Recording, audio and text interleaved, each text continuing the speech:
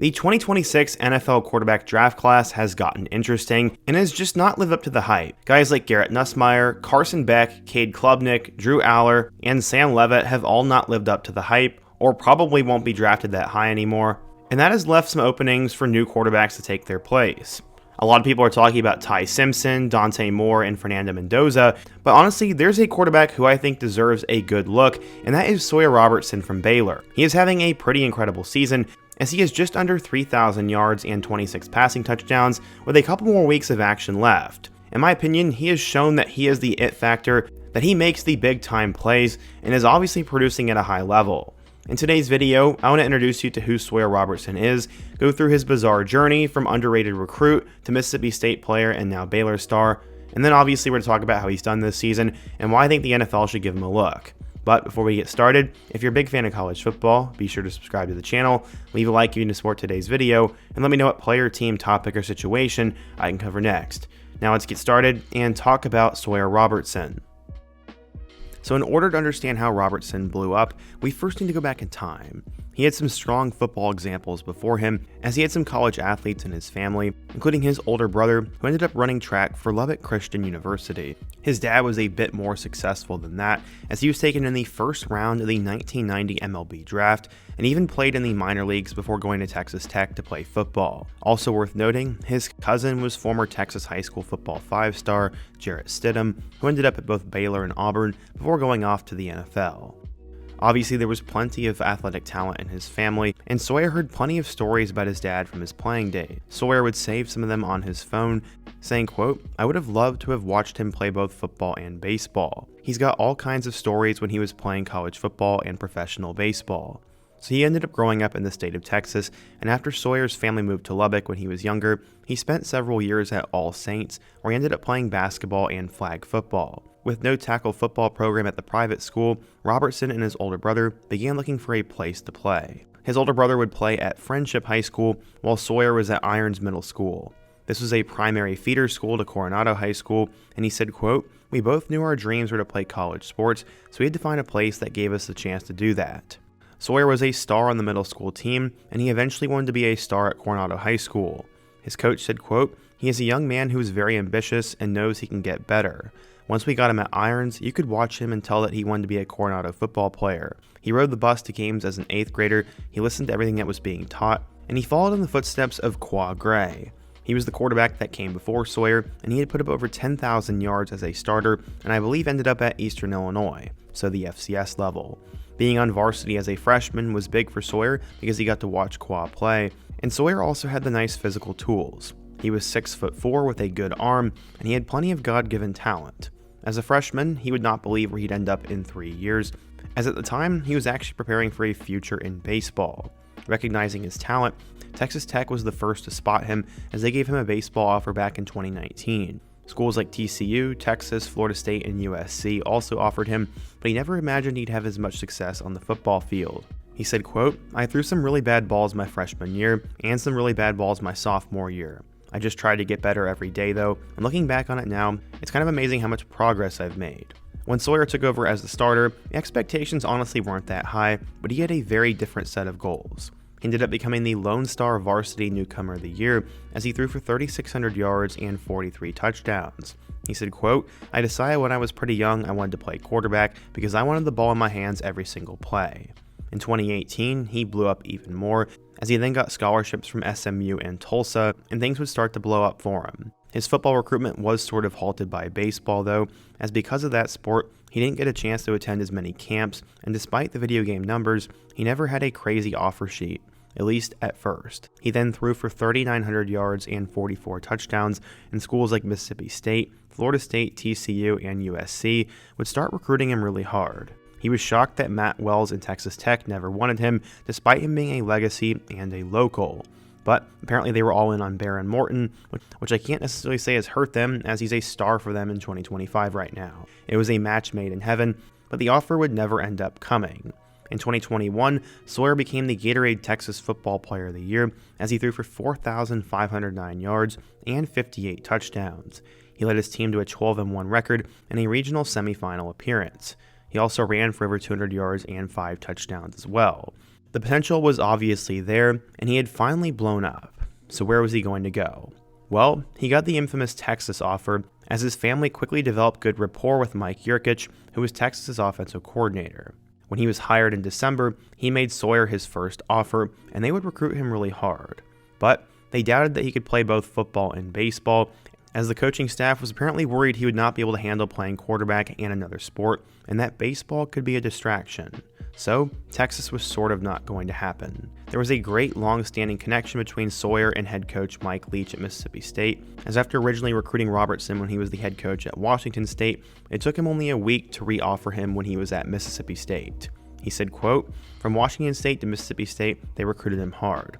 He received something every day from those guys. He finally decided to go with Mississippi State and apparently had to call every coach who recruited him and tell him that he was going to be a Bulldog." At the time of his commitment, Robertson became the highest rated Mississippi State quarterback since 2003. By the end of his career, he had over 12,000 passing yards and finished at number 10 on Dave Campbell's Texas high school football record books. According to 24/7 Sports, Sawyer was a 4-star recruit, the number 21 quarterback, and the 205th best player in the class of 2021. So, how did he end up doing in Starkville? Well, let's take a look. So when he arrived at Mississippi State back in 2021, the quarterback room already featured Will Rogers, who had been the starter since his first year on campus. Because of this, Sawyer did not get many looks, as he pretty much did nothing during his time at Mississippi State. In 2022, he would end up appearing in 3 total games, going 6 of 11 for 23 yards and 1 interception. Sawyer didn't exactly impress, but at the same time, he never really got any opportunities. After just 2 years at Mississippi State, he would decide to enter the 2023 transfer portal, where he would now try to find a new school to save his career. When he entered the portal, there were 2 teams that recruited him super hard, as it was both TCU and Baylor that threw the kitchen sink at him.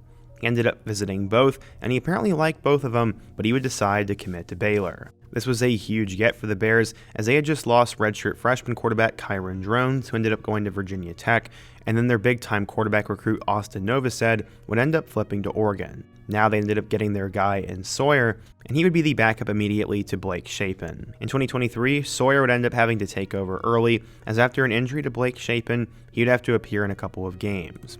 Things did not exactly go smoothly for Sawyer during the 2023 season though, as he would deal with an ankle injury of his own, and the offense wasn't exactly tailored to his strengths, so he'd end up throwing for 864 yards with 2 touchdowns and 4 interceptions. His best game would probably come against Texas, as he threw for over 200 yards in that one, but ended up having an interception. Things weren't exactly going great for Sawyer through his first few seasons, and that's why ahead of the 2024 campaign, Dave Aranda would elect to bring in a transfer quarterback instead of going with Sawyer. Blake Shapen had departed from Mississippi State, which was interesting, and Baylor had brought in a new offensive coordinator, but they decided to go after Toledo's DeQuan Finn. He was one of the best quarterbacks in the MAC in recent memory, so they would decide to bring him in for a 1-year rental. DeQuan would end up winning the starting job, and this would be the 3rd time that Robertson got beat out in fall camp. Apparently the battle would stretch out until a week before the season, but Finn had nearly 10,000 all-purpose yards and nearly 100 touchdowns, so of course he was going to get the benefit of the doubt. Unfortunately, Finn would end up getting hurt in week 2 against Utah, and now Robertson would have to make things happen. He would make his first career start against Air Force, and in a 31-3 victory over the Falcons, there was no doubt that Sawyer was the best option for Jake Spavital's offense. Against Air Force, he'd end up going 18 of 24 for 248 yards and a touchdown. From there, Sawyer would end up taking over, as he had 3 touchdowns against Colorado, 4 against BYU, 3 against Iowa State, and then 5 against Texas Tech. He was starting to put up crazy numbers, and Baylor was now winning football games. After a tough losing streak at the beginning, they'd end up winning their last 6 regular season games, and Sawyer was on fire. He ended up throwing for over 3,000 yards and 28 touchdowns, and he led them to the Texas Bowl where they would play against LSU. Despite throwing for 445 yards in that game, they'd end up losing 44-31. Sawyer was now the guy at Baylor, and he would have one more season to prove he was a legit superstar.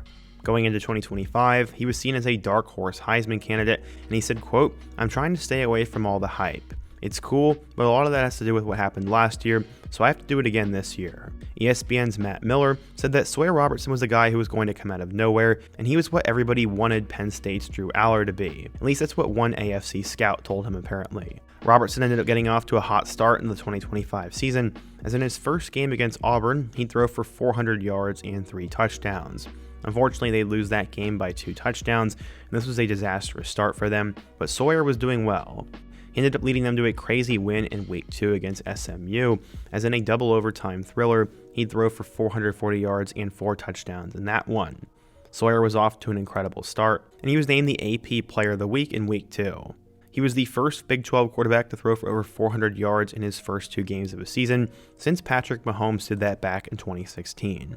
Since then, Sawyer has continued to be electric, as he ended up throwing for 200 yards and 3 touchdowns against Samford, 250 yards and 3 touchdowns against Arizona State, 393 yards and 5 touchdowns against Oklahoma State, 345 yards and 2 touchdowns against K-State.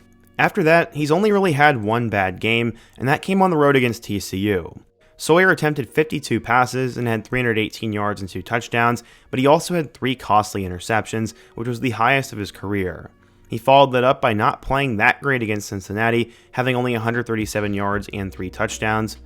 And then 2 weeks ago against UCF, he would get back in order, as he would throw for about 300 yards and 3 touchdowns without an interception. So far on the year, Sawyer has 2,780 yards, with 26 touchdowns and 7 picks. He's completed 63% of his passes, and he also has 2 rushing touchdowns. Currently, he is top 5 in the country in terms of passing yards, as he's behind Kevin Jennings, Darian Mensah, Joe Fasano, and Walker Eggett. And then Sawyer is number 1 in touchdowns, tied with Fernando Mendoza at 26. He is having a really special season so far. He'll definitely go off to the 2026 NFL Draft, and in my opinion, he should be a rising star. He has a strong arm, good pocket presence, enough of a dual threat ability, and he now has the numbers to back it up. As of 4 days ago, when I was looking at some mock drafts, he was supposed to go in the 3rd round to the Arizona Cardinals. To me, he screams that level of prospect. I don't think he'll jump into the 1st round, but I can definitely see him being a player like a Tyler Shuck or a Dylan Gabriel. Somebody who could get an opportunity to play in the NFL and play early, but doesn't have the pressure of a crazy franchise 1st round pick. That's how I see things going for him, but I also think there's a world in which he balls out the rest of the year, and scouts take notice of him and decide to take him in the 1st round because the other options aren't great. But who knows? If you're a Baylor fan, what do you think of Sawyer Robertson? How do you guys think he will do in the NFL? And what other quarterback should I cover next? Be sure to let me know down below, leave a like if you support today's video, subscribe if you're new, and check out my videos on the end screen. Hope to see you guys again soon, but until next time, peace.